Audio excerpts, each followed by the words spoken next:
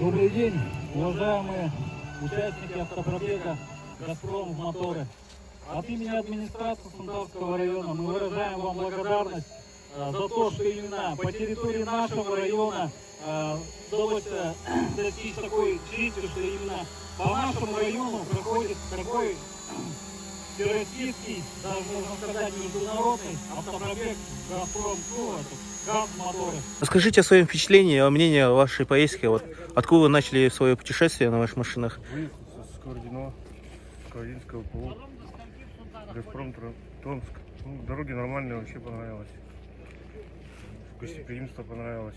Вообще природа.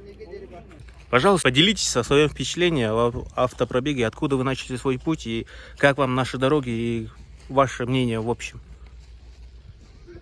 Ну, мнение складывается очень хорошее. Встречают везде. Тепло у нас. Кормят. Насчет дорог. Дороги с каждым годом становятся тоже все лучше и лучше. Не как раньше. Ездить можно, дорожники тоже работают. Ну и наш пробег начался с Якутска. Маршрут был Якутск-Нерюнгри, Нерюнгри-Ленск. Едем нормально в штатном режиме. Газ везде есть. Путешествовать можно.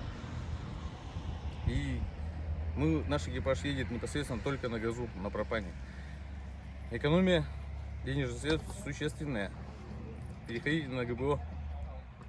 Будем рады видеть вас на наших АГЗС. Построить.